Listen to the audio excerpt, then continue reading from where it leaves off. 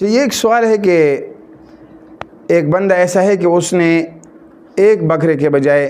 قربانی میں 7 بکرے ذبح کیے، تو اس کا کیا حکم ہے؟ بالکل صحیح ہے، اگر ایک بندے نے ایک بکرے کے بجائے 7 بکرے قربانی کیے